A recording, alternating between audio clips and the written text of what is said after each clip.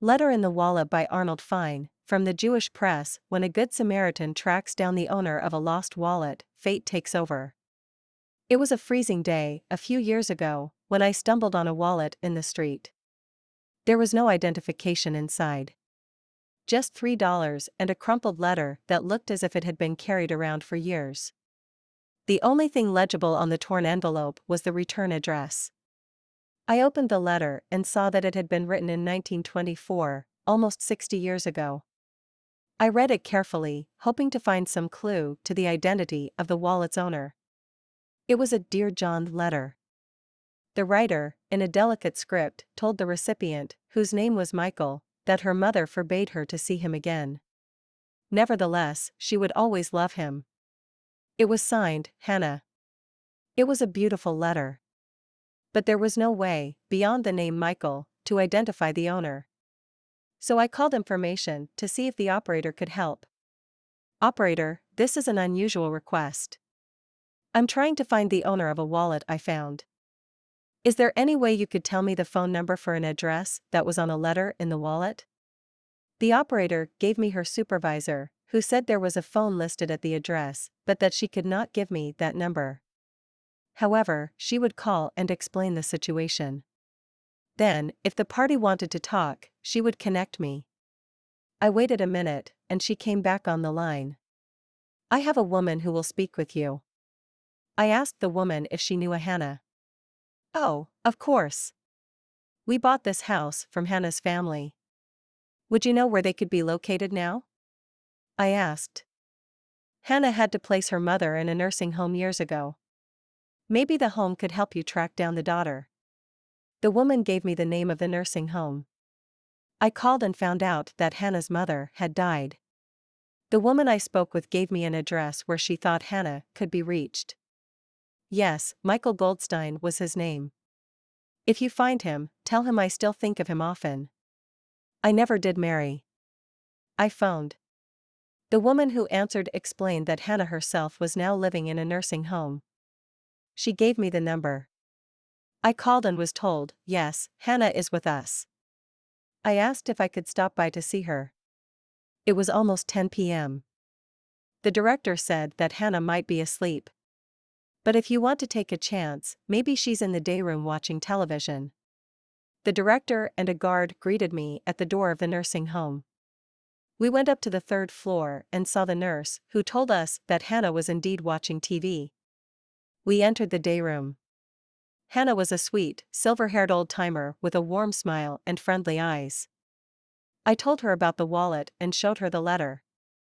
The second she saw it, she took a deep breath. Young man, she said, this letter was the last contact I had with Michael. She looked away, then said pensively, I loved him very much. But I was only 16, and my mother felt I was too young. He was so handsome. You know, like Sean Connery, the actor. We both laughed. The director then left us alone. Yes, Michael Goldstein was his name. If you find him, tell him I still think of him often. I never did marry, she said, smiling through tears that welled up in her eyes. I guess no one ever matched up to Michael. I thanked Hannah, said goodbye, and took the elevator to the first floor. As I stood at the door, the guard asked, was she able to help you? I told him she had given me a lead.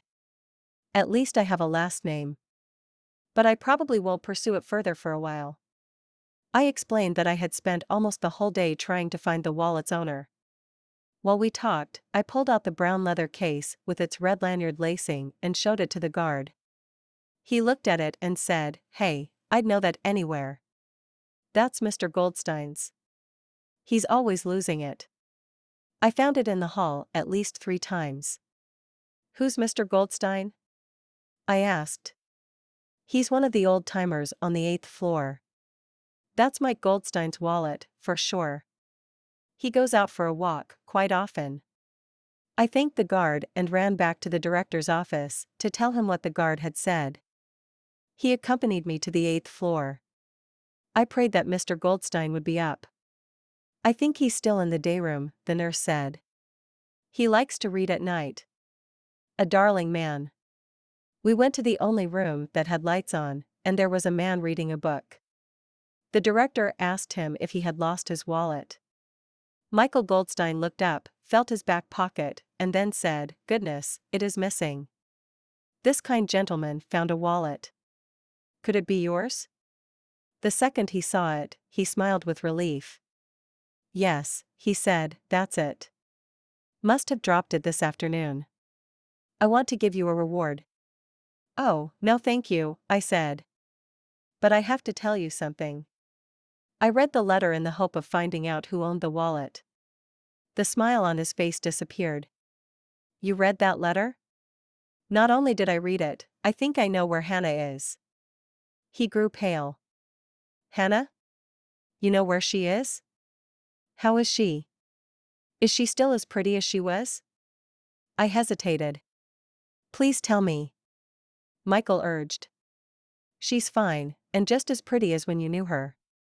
"Could you tell me where she is? I want to call her tomorrow." He grabbed my hand and said, "You know something? When that letter came, my life ended. I never married. I guess I've always loved her." "Michael," I said. "Come with me." The three of us took the elevator to the third floor. We walked toward the day room where Hannah was sitting, still watching TV. The director went over to her. "Hannah," he said softly. "Do you know this man?" Michael and I stood waiting in the doorway. She adjusted her glasses, looked for a moment, but didn't say a word. "Hannah, it's Michael. Michael Goldstein. Do you remember? Michael? Michael? It's you." He walked slowly to her side. She stood, and they embraced. The two of them sat on a couch, held hands, and started to talk. The director and I walked out, both of us crying. "See how the good Lord works," I said philosophically.